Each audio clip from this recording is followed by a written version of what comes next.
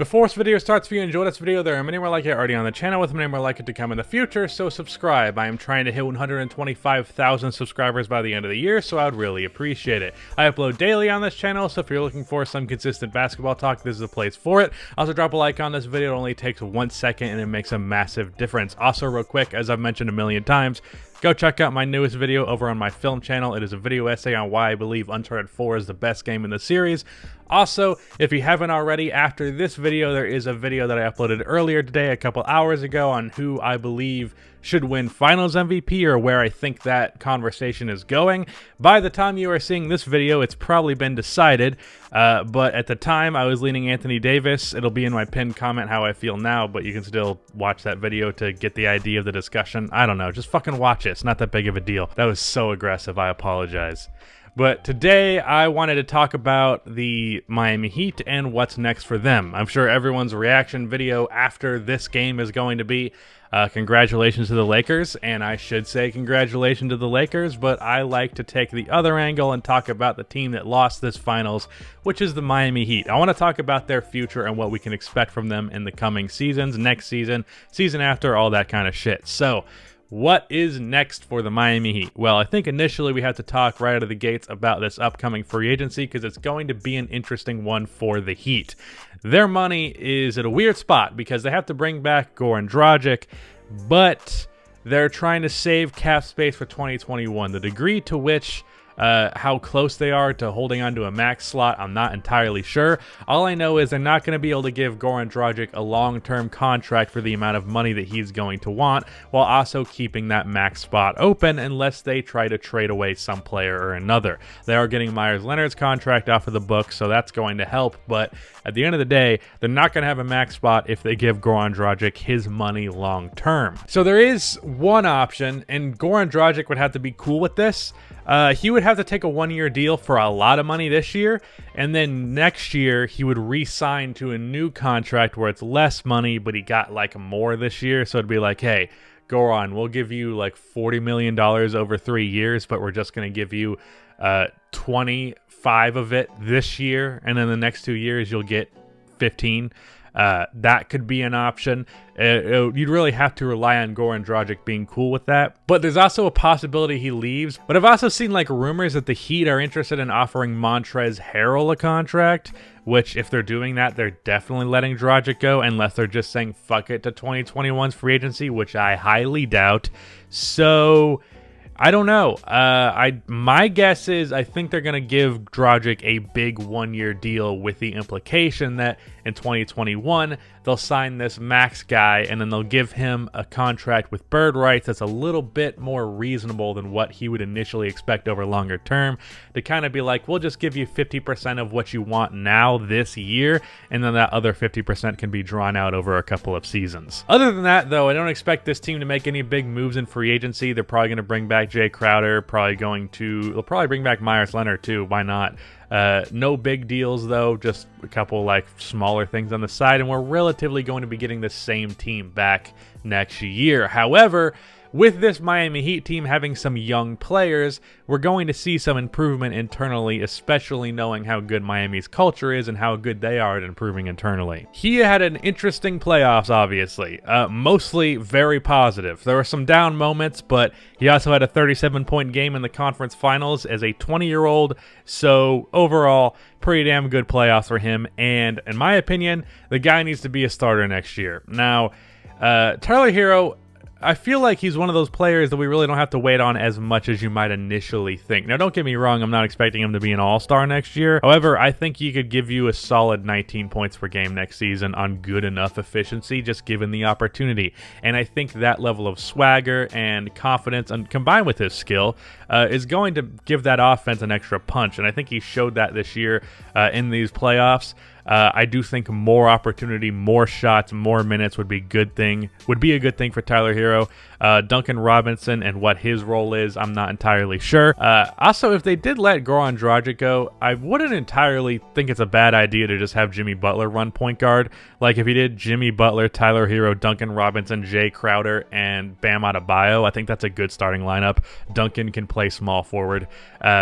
And even if he couldn't, like, he can guard a point guard or a shooting guard, just whatever is a weak wing or guard, he can handle them, while Jimmy Butler and Tyler Hero guard the other guys. So it's a little bit of a defensive drawback to that one, but you get what I'm saying. That level of shooting and Tyler Hero being another guy that's like getting nearly 20 points per game would be big. Kendrick Nunn. He did not play much in this playoffs. Part of this was because he got the virus and it physically affected him more so than most NBA players. So he's weird. I don't know how good he actually is. I think there's a little bit of like a Alonzo Trier, what's his name? He dated one of the Jenners. I can't remember what his name is right now. Jordan Clarkson, that's his name. He has kind of that element of to him where it's like, how good is this guy really? Like, is he just not a high volume shooter with a decent jump shot, but he makes a lot of low IQ decisions and just sometimes it's not really that valuable, even when he can sometimes score in droves. I feel like he can be in that kind of category at times. He's better defensively than those guys are. He's all right defensively, and he's a decent enough playmaker. I just would like to see improved shot selection, and it seems like he's probably going to be the starting point guard again if Dragic does leave. If not, he's going to be coming off of the bench. I don't know what to think of Kendrick Nunn, really, but who I want to talk about in terms of his development is Bam Adebayo. Bam, this year, we all know, fantastic defensively, really good playmaker, good ball handler, averaged like 20 points in the Eastern Conference Finals, mostly due to the Celtics being weak inside, but we did see scoring potential from Bam. He's not bad in the post, he's very good in the pick and roll, he can get a putback off of an offensive rebound, but I'd like to see more from him on offense. He's been taking some mid-range jump shots, and they have generally been going in, but I'd really like the jump shot to become more a part of his game than it previously was. We have heard for a while now, and especially this season, that Bam Adebayo is a capable three-point shooter, or at least he should be, but he just doesn't take them. Like, I've seen so many things about how Bam Adebayo, like, watch out, he's going to be a three-point shooter soon, but then he's just not taking threes, and he's not making threes. So Bam, start taking and making threes. If that's something that he can do, then I don't see why he isn't doing it. Either that's a lie, or he's limiting himself and Miami is limiting him for absolutely no reason. If Bam could come in the next season and shoot like 34% from three and like 4 attempts per game, that'd be big. And I think the guy has 20-point per game scorer potential. I don't think he's going to be an elite scorer at any point in his career, but he can be a pretty damn good one, as he showed in the conference finals. But I do think I'd like to see more from Bam on offense. I'd also like to see him used even more as a playmaker, because I really think he's good at that. Like, I think he can be like a 6 assist per game guy on offense. So get him more opportunities like that. Allow him to shoot some more jump shots. He needs to be more aggressive, obviously, but I do think Miami limits what he can do offensively to an extent. And that's really what's going to be the source of Miami's improvement next season, is going to be internal improvement, because there's no real big free agency or draft or trade decision, any of those things, that's going to make a huge impact unless something that I'm not foreseeing happens. So it's going to be internal improvement for the Miami Heat. But next season after that, they're going to have the cap space to sign a star or even superstar level player. And that's where the pivotal decision and where this franchise direction can change significantly. Giannis is available, and he's the main name that people are mentioning. I would personally put most of my attention, at least if he's not having injury problems at this point, into Kawhi Leonard. Just because Bam Adebayo, so far being a non-shooting big man, that's kind of iffy putting him next to Giannis. But getting a guy like Kawhi, I do think him and Butler do a little bit too much similar, but overall the talent's going to work itself out, and Jimmy can be more of a distributor, so it's going to be fine. I would probably focus on Kawhi more than anybody else, especially because I think if the Clippers don't win a championship next year, he's going to abandon ship.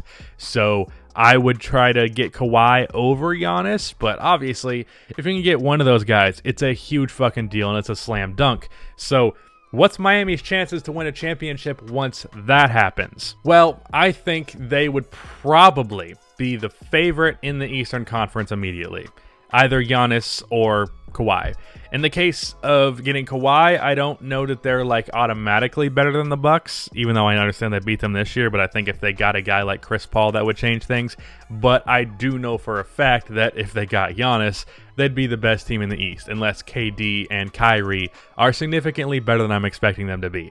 So already, get one of those guys, I'm chalking it up to an immediate finals appearance. As for if they'd be better than the Lakers or whatever other team in the Western Conference ends up making the finals, maybe it's the Denver Nuggets at this point, maybe the Warriors have bounced back, maybe Kawhi is on the Clippers still and they're in the in the conversation there. Maybe it's the Rockets. Just kidding. It's not going to be the Rockets. I think they'd probably be the best team there as well. I think the Lakers would be interesting. I do think the Lakers would probably give them a serious series. With Bam Adebayo on top of Jimmy Butler and Kawhi, this could be a conversation similar to the Clippers versus the Lakers, because it's like we have two really good wings. We have Kawhi and then a guy who's like fringe top 10 or in the top 10 of a wing. Obviously, at this point, we know Jimmy Butler is better than Paul George, but that was what the conversation was earlier in this season. And then we have a bunch of depth, but then they also have Bam Adebayo. And then they'd have a further developed Tyler Hero, and they'd have the shooting of Duncan Robinson. They'd have Kendrick Nunn or Goran Dragic or both coming off of the bench, or maybe even one of them starting. And they'd have Jay Crowder defensively. All of these things, I think this would be the Clippers versus Lakers discussion, except this time it would be correct in the Clippers' favor, if that makes any kind of sense, where, again, the Lakers would have the best duo here. However, the Heat would have more depth, and they have 3, maybe even 4 star players in comparison to the Lakers 2. And that's assuming the Lakers are the team they face. And I'm thinking that the Lakers would be the best team at that point by 2022's finals. So I think they win a championship if they sign one of those guys. But if they don't, what are their chances of winning a championship then? Well, I think in order for them to win one by 2022, we'd have to see some serious development from Tyler Hero and Bam Adebayo. Now, I expect some serious improvement from Bam Adebayo. Tyler Hero, I think, is going to take a little bit longer, and it's fair enough. He's a rookie. But I do think he would need to be like a Devin Booker type by then, and that's his main comparison by now, but I do think it's going to take him a little bit to get there. Bam, again, needs more offense, needs to be shooting the ball more. I think he'd be there. I don't know that Tyler Hero would be there, but if he is, I do think they'd have basically a shot to be a more just like a better version of what they currently are. And based on the rumors of the Heat, as well as just like basic understanding of this is a relatively large franchise, it's not a small market, and it's a good culture here. Miami is a decent place to live, especially if you hate the cold. I sure as fuck do. And it's a great culture. You're going to win there. They have a legacy of winning, at least in the past 20 years.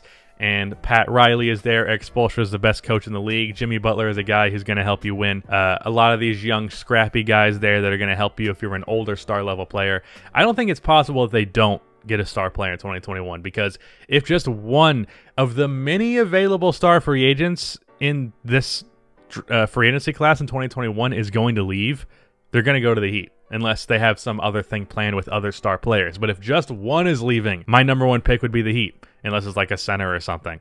But, yeah, I think the Miami Heat are going to land a star in 2021, and I think once they do, especially if it's an upper echelon star and a superstar like Kawhi or Giannis, I think they win a championship. And I think they make a lot of people, including me, look dumb for doubting that entire franchise. So, yeah, that's what's next for the Miami Heat. Championship probably inbound if their 2021 free agency goes as I expect it to. Even if it doesn't, this team has a good foundation and a lot of room for an internal improvement. So, yeah, that's the Miami Heat. Again, check out that Uncharted video. Check out my most recent video on the Finals MVP. And also, I have a Patreon. If you want to support this content outside of just your like and subscription, that is a way to do that. That is going to be linked in the description, as well as the Uncharted video. That is the end of this video. Please be sure to like and subscribe for more NBA content like this, and cue the outro music.